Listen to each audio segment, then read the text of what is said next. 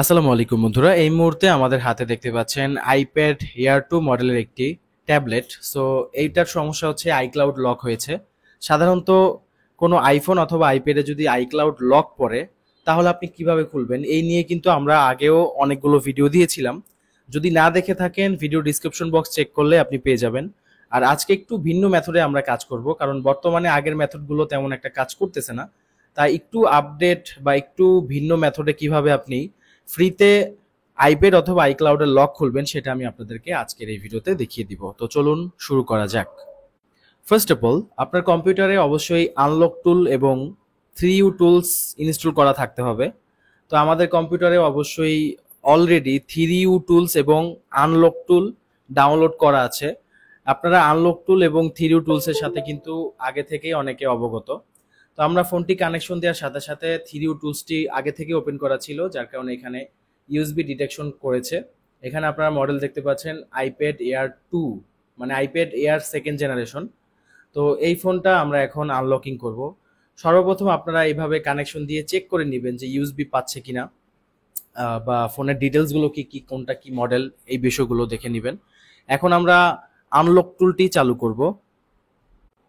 Professionally যারা কাজ করেন অবশ্যই আনলক টুল কিনে নেবেন। আনলক টুল হচ্ছে বাৎসরিক মেয়াদে পেয়ে যাবেন। তো এখানে আসার পর আমরা আনলক টুলে আসার পরে অ্যাপেলে ক্লিক করব, দেন হচ্ছে আমরা আই আন্ডারস্ট্যান্ডে ক্লিক করব। ওকে, দেন হচ্ছে আমরা এখন অ্যাক্টিভেশনে ক্লিক করতে হবে। আমরা একটু নিচে চলে যাব, নিচে একটু স্ক্রল করার পর দেখতে পাচ্ছেন অ্যাক্টিভেশন অপশন রয়েছে। তো গেট অ্যাক্টিভেশনে ক্লিক করার পর আপনি প্রথমে নো চেঞ্জ সিরিয়ালে ক্লিক করে দেখবেন যে কাজ হয় কিনা। তো আমরা একটু অপেক্ষায় আছি। নো সিরিয়াল চেঞ্জে যদি কাজ হয়ে যায় তাহলে আমাদের লকটা খুলতে ইজি হবে, বাট এখানে কিন্তু ফেল আসছে। তো এখন আমরা কি করব? এখন আমাদের সমাধান হচ্ছে এই ডিসিএসডি কেবল। এই কেবলটি অথবা সফটওয়্যারের যে কোনো ডিভাইস কিনতে চাইলে অবশ্যই আপনি হোয়াটসঅ্যাপে আমাদের সাথে যোগাযোগ করবেন। তো এখানে আমরা এই ডিসিএসডি কেবলটির ব্যবহারের মাধ্যমে আমরা এই ফোনের সিরিয়াল নাম্বার চেঞ্জ করার মেথড কাজ করতে হবে। কি কি করব জাস্ট ফলো করেন, হয়তো অনেকের মাথার উপর দিয়ে যাবে, বাট তারপরে হচ্ছে যখন আপনি কাজ করবেন জাস্ট আমাদের এই ভিডিওটা দেখে দেখে কাজ করলেই কিন্তু হবে।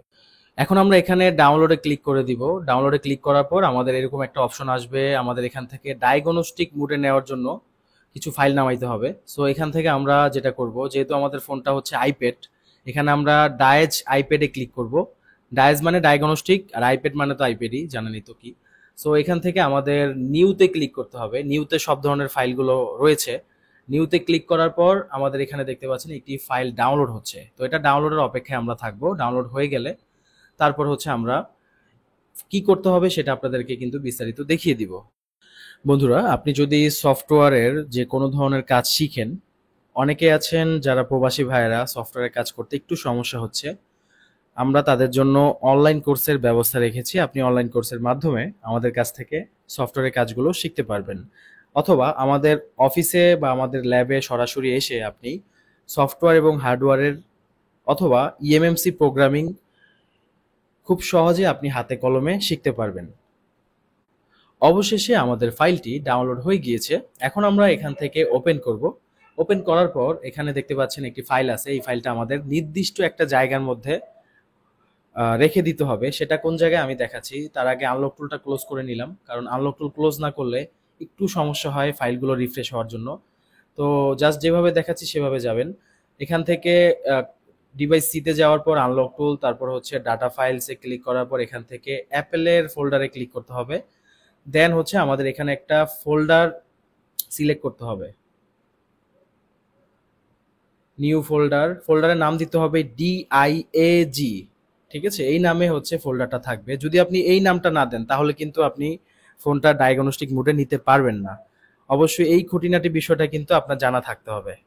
ওকে, আমরা এই ফাইলগুলো ড্রাগ করে দিলাম। এখন আমাদের আনলক টুলটা পুনরায় আবারও স্টার্ট করতে হবে বা ওপেন করতে হবে। আনলক টুলের অপশন আসার পর আমরা এখান থেকে লগ ইনে ক্লিক করার পরে এখন আনলক টুল চলে আসবে। বন্ধুরা, আমরা যেভাবে দেখাচ্ছি অবশ্যই অবশ্যই আপনার কাছে যখন এই ধরনের ফোন আসবে জাস্ট ভিডিওটা একবার দেখবেন, দেখে দেখে কি কি জায়গায় ক্লিক করতেছি দেখে দেখে কাজ করে ফেলবেন। ব্যাস সিম্পল। এভাবে কাজ করলে, একবার কাজ করলে আপনি পরের বার নিজেই পারবেন বা অন্য কাউকেও শিখাতে পারবেন। আর আমরা চেষ্টা করি সবসময় সবকিছু সহজ করার জন্য। এখানে অ্যাপেলে ক্লিক করবেন, তারপর এখান থেকে আই আন্ডারস্ট্যান্ডে ক্লিক করতে হবে। দেন হচ্ছে আমাদের এখানে ডায়াগ মোডে ক্লিক করতে হবে। তারপর আমাদের এই ফোনটা ডায়াগনস্টিক মোডে নেওয়ার আগে ফোনটা ডিএফও মোডে নিতে হবে। ডিএফও মোডে কিভাবে নিতে হয় সেটা আমি আপনাদেরকে এখন দেখাচ্ছি। দেখেন, ডিএফও মোডে নেওয়ার জন্য আপনার হোম বাটন এবং পাওয়ার বাটন দুইটা একসাথে চেপে ধরতে হবে, এবং যখন ফোনটা স্ক্রিনটা আলো চলে যাবে তখন 3 সেকেন্ড পর পাওয়ার বাটনটা আপনি ছেড়ে দিবেন। তো সেটাই আমরা করব। এখানে হোম বাটন আর পাওয়ার বাটন একসাথে আমরা চেপে ধরতেছি।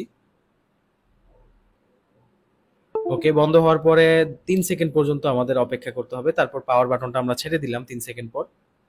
এখন যতক্ষণ না আমাদের এখানে ডিএফও মোড শো করতেছে ততক্ষণ আমরা হোম বাটন কোনো ছাড়াছাড়ি করা যাবে না। তো এখানে ডিএফও মোড চলে আসছে, তাই আমরা হোম বাটন ছেড়ে দিয়েছি। এখন আমরা যেই কাজটা করব, এখান থেকে ডাইরেক্ট PW তে ক্লিক করে গেস্টারে ক্লিক করে দিব। ওকে, এখন আমাদের ফোনটা পাউন্ড ডিএফও মোডে চলে যাবে, ট্রান্সফার হবে, এবং তারপর হচ্ছে আমরা ডায়াগনস্টিক মোডে নিব কিভাবে সেটা আপনাদেরকে একটু পরেই দেখাবো। ওকে, রাইট নাও এখান থেকে ডায়াগ মোড সিলেক্ট করা থাকবে, তারপর এখানে বুট ডায়াজে ক্লিক করে দিতে হবে। এখন আমাদের ফোনটা ডায়াগনস্টিক মোডে বুট হচ্ছে, তো সেই পর্যন্ত আমরা অপেক্ষা করতেছি। এখানে যদি কোনো ধরনের ফেল আসে, অবশ্যই আপনার ডাটা কেবল চেঞ্জ করবেন, বা ফোন অনেক সময় চার্জ না থাকলেও ফেল আসতে পারে, অথবা ফাইল আমরা সেখানে নিউ ফাইল ডাউনলোড করেছিলাম, আপনারা অন্য ফাইল দিয়ে ট্রাই করে দেখবেন। ওকে, আমাদের এটা সাকসেস। এখন আমরা ডায়াজ পার্পলে ক্লিক করব। এখন আমাদের ডিসিএসডি কেবলটি প্রয়োজন হবে। এখানে যদি আমরা রাইটে ক্লিক করি নর্মালি কিন্তু কাজ করবে না, এজন্য ডিসিএসডি কেবল দিয়ে কম্পিউটারে কানেকশন দেওয়ার পর আমরা রাইটে ক্লিক করলে আমাদের ফোনটির সিরিয়াল নাম্বারটি চেঞ্জ হয়ে যাবে। তারপর আমরা আইক্লাউড খুব সহজেই বাইপাস করতে পারবো। এখানে দেখতে পাচ্ছেন এই হচ্ছে আমাদের ডিসিএসডি কেবল। এই কেবলটি যদি আপনি কিনতে চান, অথবা সফটওয়্যারের যে কোনো ডিভাইসের জন্য, আপনারা আমাদের উক্ত নম্বরে অবশ্যই যোগাযোগ করতে পারেন, উক্ত নম্বরে হোয়াটসঅ্যাপ করতে পারেন। এখানে আমরা কেবলটি কানেকশন দিচ্ছি আমাদের আইপ্যাডের সাথে।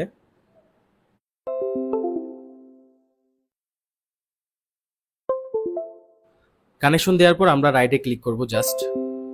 এখানে ফেল আসছে, ফেল আসলে আপনার কেবলটা ডিসকানেক্ট করে আবারও রিকানেক্ট করে আপনি আবারও ট্রাই করবেন। তো আমরা এখানে কেবলটা খুলে আবার লাগিয়ে দিব, দেন আমরা এখানে আবারও রাইট করব। আমি এমনভাবে ভিডিওটা আপনাদেরকে দেখানোর চেষ্টা করতেছি যাতে কাজ করতে গেলে কোনো জায়গায় গিয়ে যেন আটকে না যান। ওকে, রাইটে ক্লিক করলাম, রাইট নাও দেখতে পাচ্ছেন আমাদের এখানে সাকসেস দেখাচ্ছে, সিরিয়াল নাম্বার কিন্তু চেঞ্জ হয়ে গেছে। এখন আমাদের এই আইপ্যাডটাকে র্যাম ডিস্ক করতে হবে। তো চলুন র্যাম ডিস্ক কিভাবে করতে হয় সেটা দেখে আসি। আমরা এখান থেকে র্যাম ডিস্কে ক্লিক করব। র্যাম ডিস্ক করার আগে আরেকটা কাজ করতে হবে। এখানে নিচে যাবেন, তারপর এখানে গেট অ্যাক্টিভেশন আবারও ক্লিক করবেন, তারপর এখানে চেঞ্জ সিরিয়ালে ক্লিক করে দিবেন। এখন অবশ্যই এখানে আমাদের সাকসেস দেখাবে, কারণ আমরা অলরেডি সিরিয়াল নাম্বারটি চেঞ্জ করেছি। ওকে, আমাদের এখানকার কাজ শেষ। এখন আমরা র্যাম ডিস্ক করতে হবে। র্যাম ডিস্ক করার জন্য আমাদের আরেকটি ফাইল প্রয়োজন, তাই আমরা এখানে জাস্ট ডাউনলোডে ক্লিক করে দিব। রাইট নাও এখন আমাদের এখানে র্যাম ডিস্ক আইপ্যাডে ক্লিক করতে হবে, যেহেতু আমাদের ফোনটা আইপ্যাড। এখান থেকে আমাদের 3U টুলস থেকে দেখতে হবে ফোনের মডেল কত। আইপ্যাড এয়ার 2 জেনারেশন, এখানে মডেলের কিছু কোড লেখা আছে, এটা আমাদের দেখতে হবে, এবং এই অনুযায়ী এখান থেকে আমাদের ফাইলে ক্লিক করতে হবে। তো আমরা এখানে ক্লিক করলাম যেটা আমাদের দরকার, এবং এখান থেকে আমাদের নির্দিষ্ট ভার্সন, যেমন এখানে 15 ভার্সন এটা, সো দেখতে পাচ্ছেন এখানে 15 লেখা, আমরা অবশ্যই 15 ভার্সনের যে ফাইলটা এটা নামাতে হবে এখান থেকে। ওকে, আমরা এখান থেকে 15-এ ক্লিক করে দিব। ওকে, আমাদের ফাইলটি কিন্তু ডাউনলোড হচ্ছে, ডাউনলোড হওয়া পর্যন্ত আমরা অপেক্ষা করব।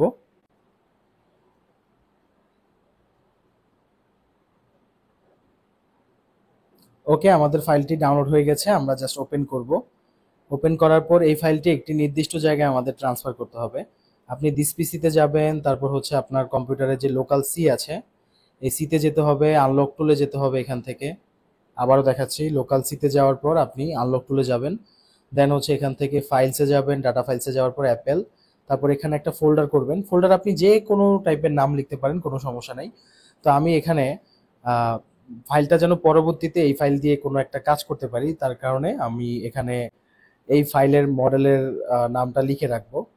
আমরা এখানে লিখে দিচ্ছি iPad Air 2 RAM disk file. Okay, যাতে আমরা পরবর্তীতে এটা কিসের ফাইল সেটা আমরা চিনতে পারি।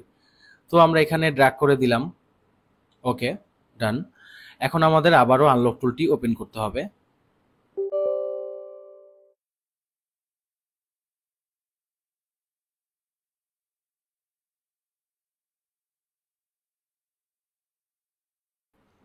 এখানে আমাদের অ্যাপেলে ক্লিক করার পর আই আন্ডারস্ট্যান্ডে ক্লিক করতে হবে। এখন আমাদের ফোনটা ডিএফও মোডে নিতে হবে পুনরায়। তো এই জন্য আমরা থ্রি টুলসটা ওপেন রেখে আবারও ডিএফও মোডে নিচ্ছি। পাওয়ার বাটন এবং হোম বাটন একসাথে চেপে 3 সেকেন্ড পরে আমরা স্ক্রিন অফ হওয়ার 3 সেকেন্ড পরে পাওয়ার বাটন ছেড়ে দিব, বাট হোম বাটন ধরে রাখবো যতক্ষণ না থ্রি টুলসের মধ্যে ডিএফও মোড শো করতেছে। ওকে, ডিএফও মোডে চলে আসছে। এখন আমরা এখান থেকে পাউন্ড ডিএফওতে ক্লিক করতে হবে, তারপর গেস্টার।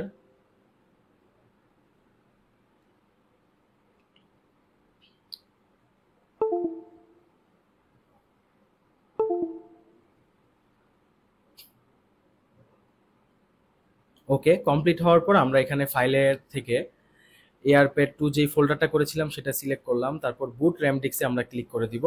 এখন আমাদের ফোনটা র্যাম ডিস্কে বুট হবে।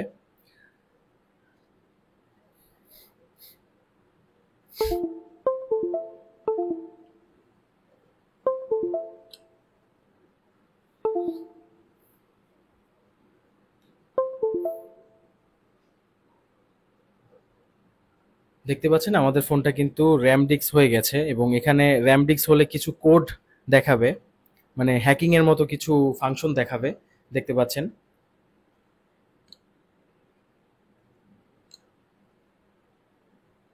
এখন আমরা যেটা করব, জাস্ট ডিরেক্টলি নিচে এসে এখান থেকে হ্যালো বাইপাসে ক্লিক করে দিব, বাইপাস হ্যালোতে ক্লিক করে দিব, এবং এখান থেকে আমাদের চেঞ্জ সিরিয়ালে ক্লিক করতে হবে, যেহেতু আমরা সিরিয়াল নাম্বার চেঞ্জ করেছিলাম।